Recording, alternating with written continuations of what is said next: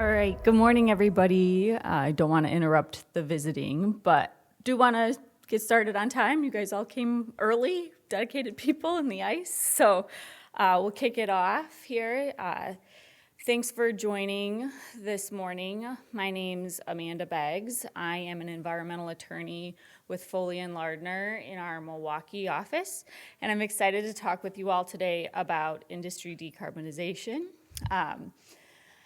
Again, like I said, I'm an attorney, so the perspective of this particular short presentation here, I think we have 30 minutes together, will be sort of from a policy, legal, regulatory perspective on some of the drivers and maybe the opposite of drivers of decarbonization in a variety of industries.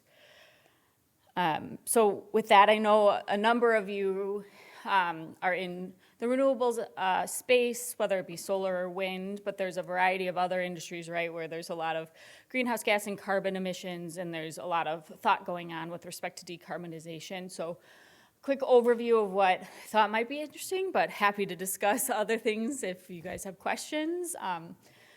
Are some of the regulations recent and sort of the new world here just in the last couple of weeks related to what we call mobile sources, which, vehicles, engines, equipment, and electrification initiatives there. Similarly, low carbon fuel standards or the renewable fuel standards at the EPA level and in California. So that's more in the oil and gas industry, but also relates to electric vehicle infrastructure and electrification initiatives in that front.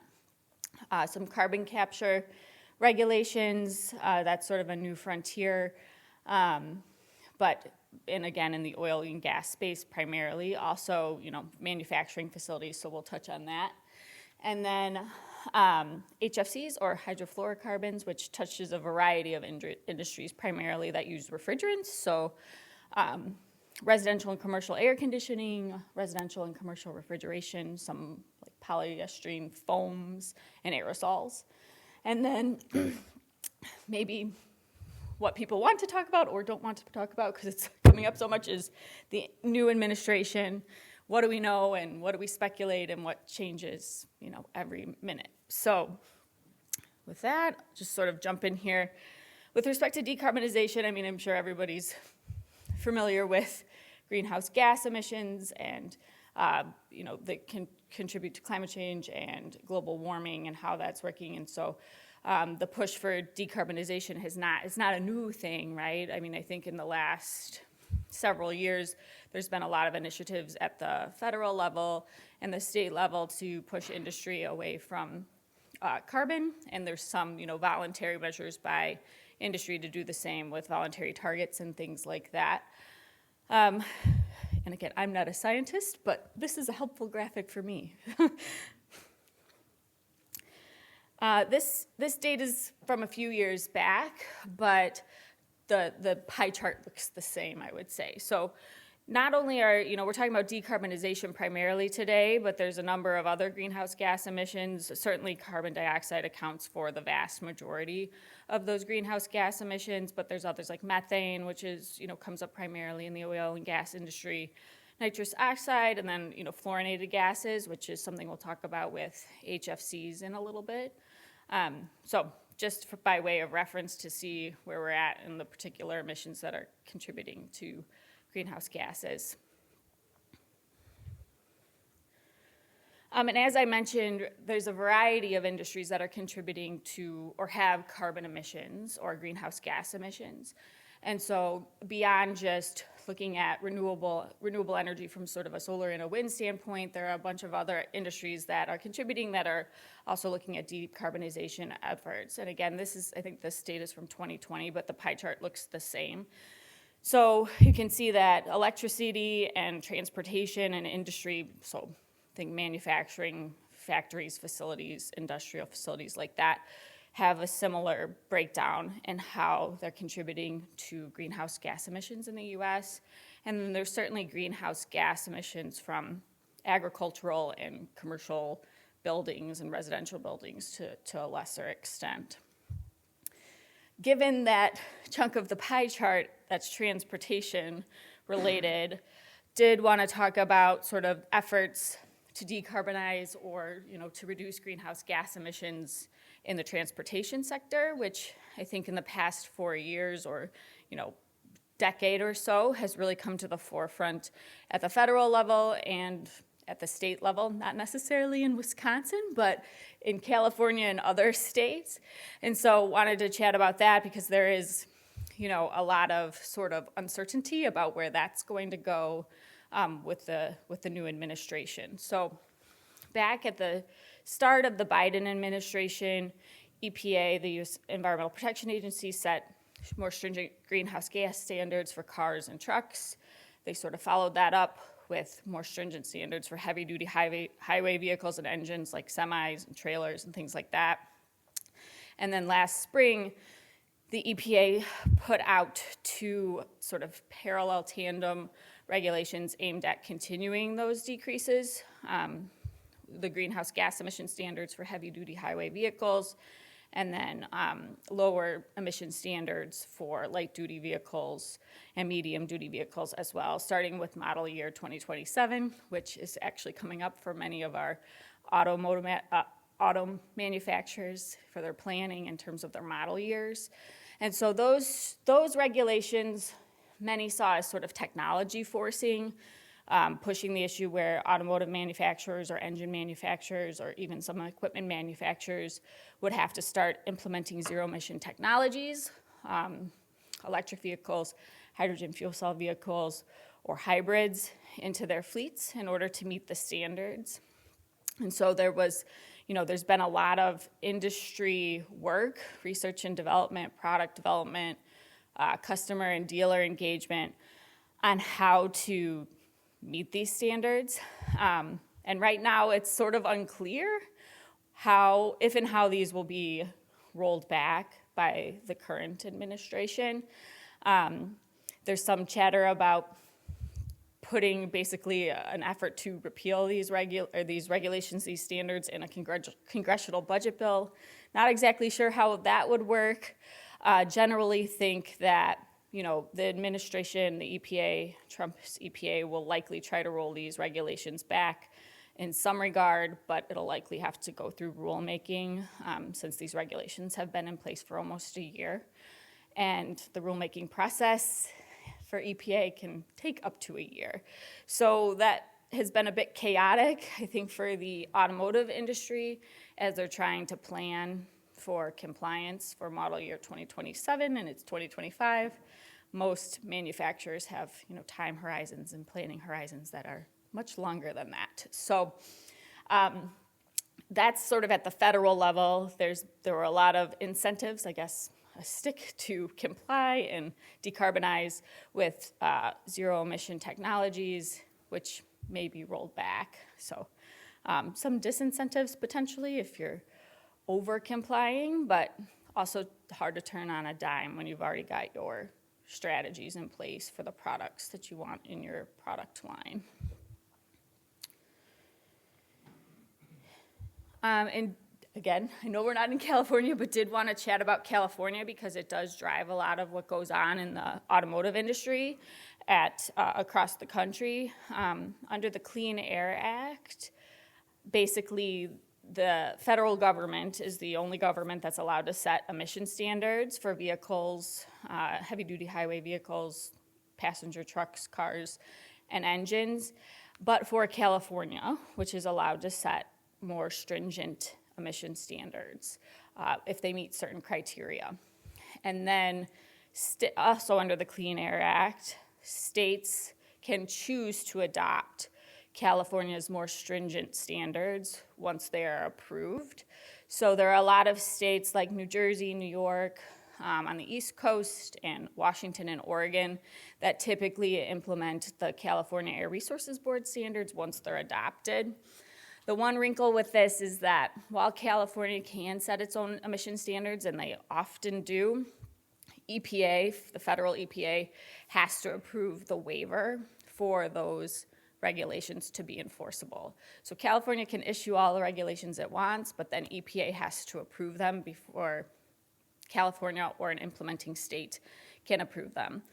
So EPA, up until the first Trump administration, had approved every single one of California's waivers. And then in the first Trump administration, they withdrew one of California's waivers related to fuel economy standards. And that was subject to protracted litigation that went on and on and on, past the first Trump administration into the Biden administration, when the Biden administration reinstated that waiver authority. So at that point, CARB issued many regulations aimed at decarbonizing and reducing greenhouse gas emissions in the transportation industry. So they set mandatory sales requirements for heavy-duty vehicle manufacturers for zero-emission vehicles. So they had to meet certain percentages of sales into California of zero-emission vehicles, whether it was hydrogen fuel cell or electric. They set similar standards for owners of fleets, like government fleets.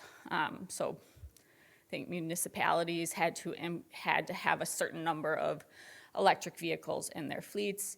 And they did a number of other things to make the emission standards more stringent for a variety of vehicle classes.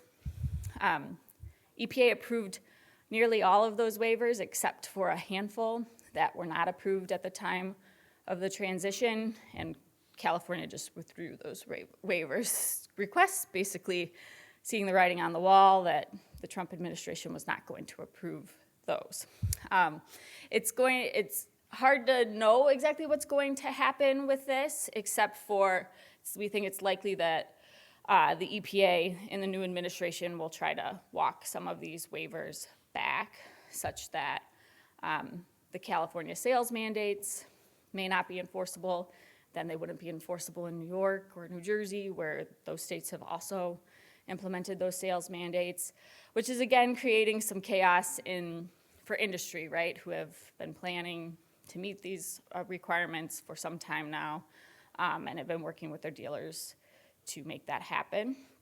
So kind of in an interesting time where there's been a number of incentives, or I guess compliance requirements, to reduce greenhouse gas emissions and decarbonize in the transportation industry, and some of that's being rolled back. Sort of yet to be seen what will happen, but I think anytime the waivers are disapproved, they'll be subject to litigation, maybe to the next administration, and it'll just go back. So I don't know. We'll see what goes on with that. But California also said that they're still committed to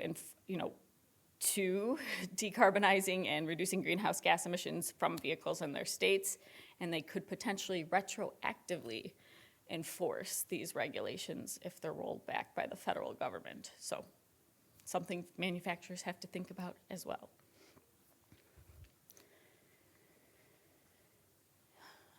So that's the transportation sector, the side of that chunk.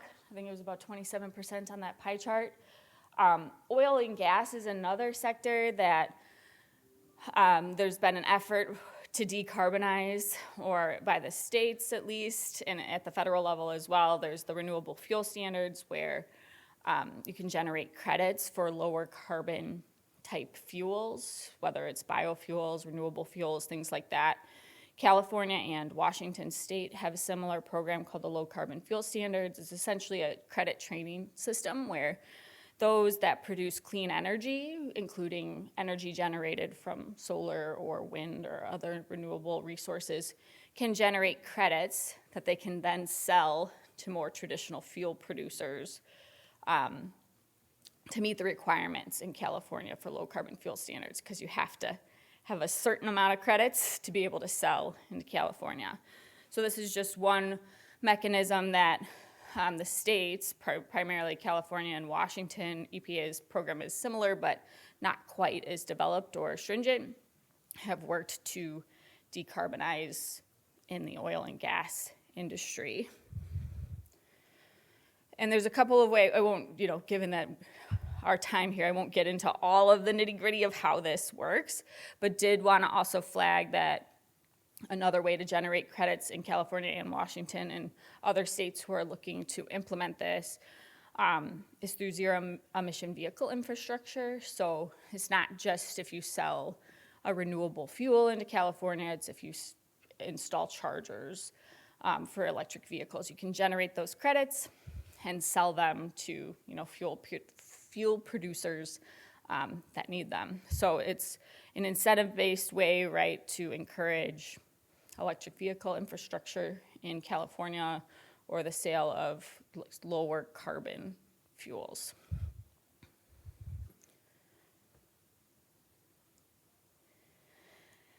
And then this is another area that I think is still developing. There's been a number of regulations or states that are trying to develop regulations related to carbon capture and carbon sequestration, again, primarily in the oil and gas industry, but it could also apply to, a manufacturing facility that produces carbon in their processes that can capture that and otherwise reuse it in their process. So that it's not released to the atmosphere. So it's essentially what it says here, basically removing, capturing, storing carbon dioxide from the Earth's atmosphere underground, this is where it's been sort of a developing area because you store it underground in these wells. And that's sort of what it looks like, very deep wells underground. You inject the carbon dioxide into an existing oil field or just in your manufacturing process into a well that you could later use in your processes. And as you might imagine, the wells are subject to pretty strict regulation, or at least they have been in the past at the EPA level. And so getting those permits in order, getting those regulatory programs in order, and also just the technologies to a state where this becomes something that's feasible. Is still a little ways off, but I know a lot of people in manufacturing industry and in the oil and gas industry are looking at this as a potential way to, monetize almost or reuse carbon from their production. This I mentioned a little bit of here already. The type of wells basically that are used to store and capture carbon are these class 6 wells, and most states don't have delegated authority to permit these wells. It has to be at the EPA level, which can add a layer of approval process. But states like Texas and West Virginia have gotten approval from the EPA to start permitting these wells. As you might imagine, there's quite a lot of interest or thought about this in Texas, where there's a lot of oil and gas. So it sort of remains to be seen how this will work, but definitely a decarbonization method or new technology that could be used in that industry.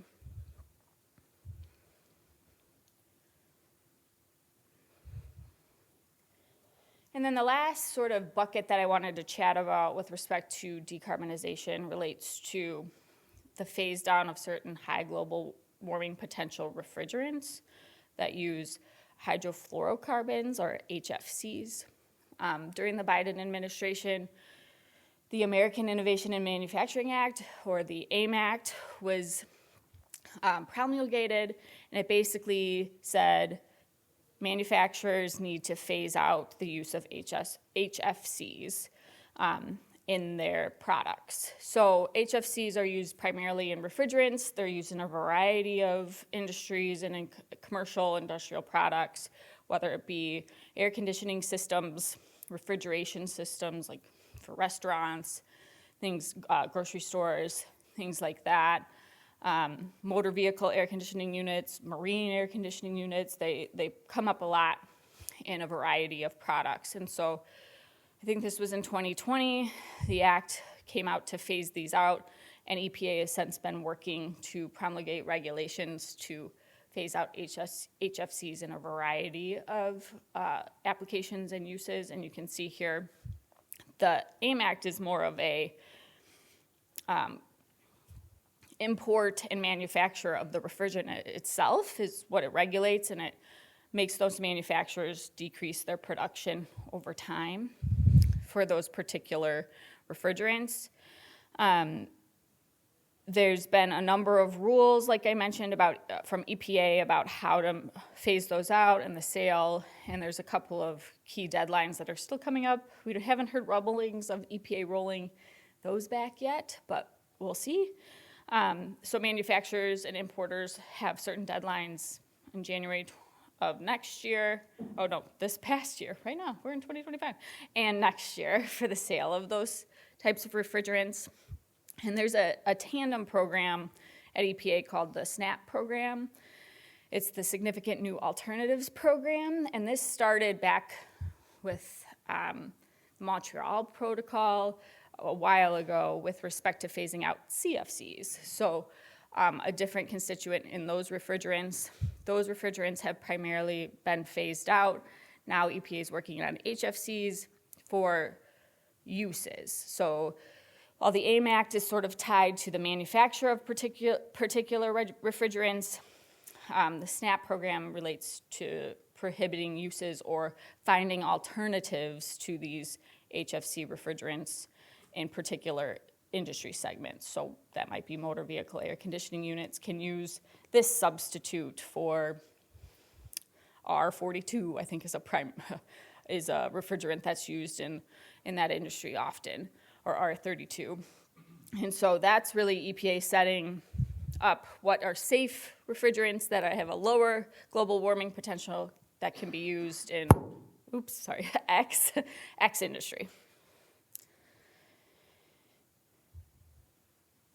And last, when we talk about decarbonization, I think a lot about fossil fuel-fired power plants and retiring of coal-fired units, moving towards more renewables, and natural gas is something that power companies often move to after coal.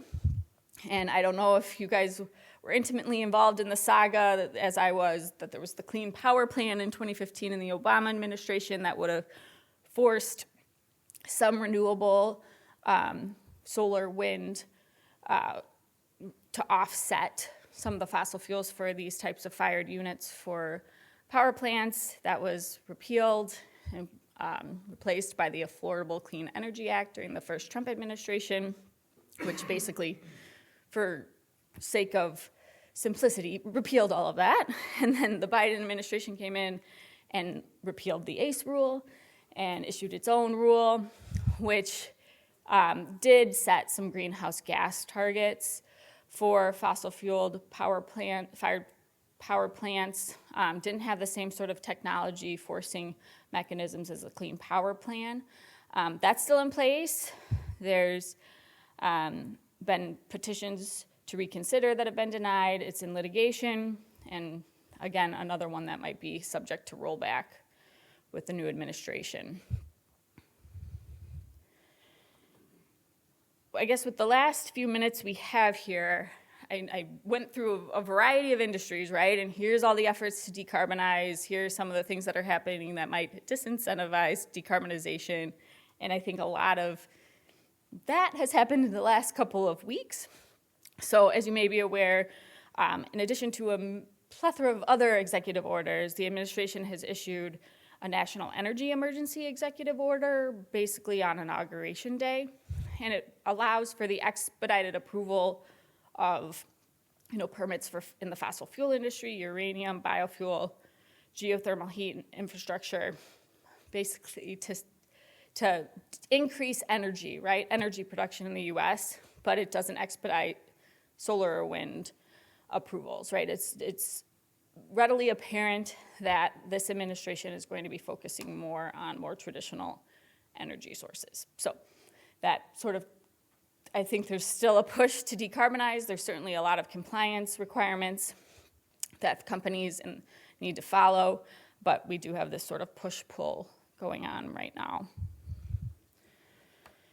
In addition to that executive order, the administration also temporarily withdrew all areas of the outer continental shelf for offshore wind leasing. And it also suspended authorizations for all onshore and offshore renewable energy developments for the Department of Interior for those projects that need that approval. So there's certainly been a pause on how quickly those types of developments can move forward. The prior administration, I'm sure many of you are familiar with the Inflation Reduction Act of 2022, the IRA. It was very incentive focused, and it had a lot of incentives for, decarbonization efforts, whether it be for clean manufacturing. There's a renewable electricity tax credit. There's a tax credit for carbon capture under the IRA. And so that incentivized a lot of companies in a variety of industries to push for, more clean or less carbon intensive developments and things of that nature. There were grants for renewable fuels, offshore wind, electrical transmission, biomass sequestration, forestry, and there were also, a big part of this where there were vehicle credits for clean vehicles like zero emission or electric vehicles, hydrogen fuel cell vehicles. So those incentives were all baked into the IRA, which a lot of manufacturers and those in the industry, others in other industries have relied upon and worked to sort of maximize. Again, as of January 2020, the president's halted all payments under the IRA, and so it's not really clear what will stay, what will come out, whether there will be those same incentives during this administration. So again, a lot of uncertainty there about that. Yes? Mm-hmm. The first bullet point there, halted payments, I thought, it was first announced that, but then there was... Oh, did he rescind it? Yes. He rescinded everything you said? Right. So, what, is it really halted payments? Because we're still talking to tax advisors and we're moving forward with... Yeah, so you may have more current information than I do. What I do know is that it's uncertain whether those incentives are going to remain in place for things like renewable energy primarily. I mean, they've walked it back, but I think the administration's still in discussions about what pieces they're going to keep. So I guess I would just caution that I think it's uncertain whether they will be paid out. Right, and we've been told that for the tax year 2025, you're fairly safe. Yep. It's something next year and the years about when they change tax law, this could be changed. Yep, exactly, I agree. So just something to watch. I know it's something that our tax attorneys are watching very closely at our firm as this all unfolds. And then the last thing, I'm not going to get into this in great detail because I think there's a whole separate session on this today on tariffs, which is causing a lot of uncertainty in all industries, not just the renewable space, but certainly for vehicle manufacturers, people all across the supply chain on how that's going to impact their businesses and what they're going to be able to get from China, Canada, Mexico, which, again, those tariffs are momentarily paused, but at least in Mexico and Canada, but we'll see what the administration ultimately does with those. The last thing, I think there was a question that I saw came through on the app yesterday, and then I'll wrap it up. I think somebody asked whether Wisconsin industry is committed to decarbonization, particularly with the new administration. And I guess what I would say to that is, when the administration rolled back a lot of the DEI initiatives recently, the diversity, equity, inclusion initiatives, we did see some companies roll back their efforts in that space.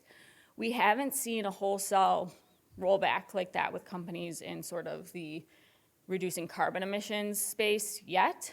And I think a lot of companies do have a longer sort of time horizon and have been planning to reduce their carbon emissions for many, many years. And they have internal sustainability targets, a lot of companies do, that they're going to meet regardless. That said, if, given all of the incentives and disincentives. If the federal agency does roll back a lot of these requirements, I think we will see some companies take the position that they are not going to continue with some of their targets. Larger companies where they have a global presence and there's a lot of work going on in the EU, they have EU requirements to meet, probably will continue to stick with their goals. Yep. I think the question was stated a little bit differently. It wasn't necessarily party-driven or the fact that Trump is in office. It had more to do with, because I was with the group that was asking the question. Oh. It had to do with, it does not appear to be at this point that this state is having any desire to go carbon and lower their carbon footprint because of the fact that anytime I'm a solar, I do more solar farming. That's kind of my niche. The uphill battle we have to get them to even listen to us. Sure. The fact that they are extremely owned by the electric and the power companies, so therefore they put roadblocks on, one of the examples is, hey, you need to prove your theory. There's 70,000 that do the exact same, and I'm just using one process for which I was telling them, I go, you own and have working in your area 1,000 that already do this exact scenario. Why am I needing to prove the theory? It works. You're doing this to do nothing but roadblocks. So the question was more along the lines of, there's nothing to do with the rollbacks. There's nothing to do with that because none of that, at the end of the day, is going to matter to us. We're going to know, can we get the damn thing approved? Yeah. When is the state going to actually decide that they want to go and have a cleaner footprint? Because at this point, they don't. Right, yeah, I mean, I think from a power generation standpoint, right, electric generation standpoint, for sure, right? And there's a lot that goes along with that with respect to local opposition that I'm sure you have to deal with a lot. And so, yeah, I don't know if I have a good answer on that one in the solar or the wind space in Wisconsin, but Is any of the new people pro? Because that was supposedly one of the reasons that they got in. right, yeah. But are they actually? Because we've all seen anybody in the room been around long enough to go, we heard this before, and then when they got actually their voting right, then you find out who gave them the money, they ain't voting for us.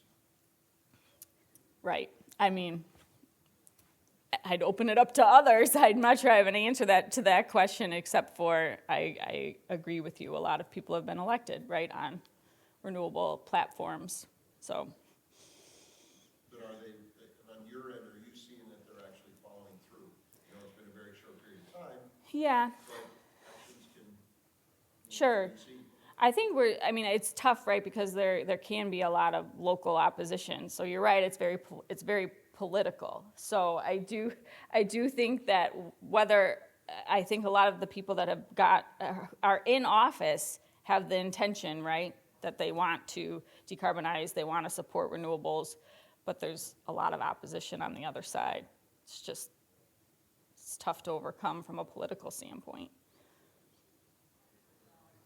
Right or wrong, right.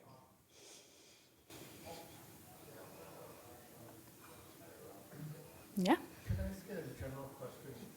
Going back to, again, the executive order that talked about stopping the money. I'm thinking of the ICA, which there was a lot of congressionally directed spending. They've been awarded. Hearing about impounding. Could you describe the legality of impounding dollars and awarded? Yeah.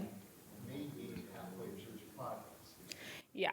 I think that will be much more difficult to claw back. I think everything we're hearing is that's going to be very difficult for the administration to claw back. Doesn't mean they won't try. It's just that if it were ultimately challenged, it would probably be unsuccessful, just the way that those laws are set up. But it could lead to litigation, right? They may try. I'm having trouble speculating because I just don't know. Like they'll do one thing and then they'll go back. So I do think they could potentially try to claw them back, but I think the legality of that is questionable. So. Yep.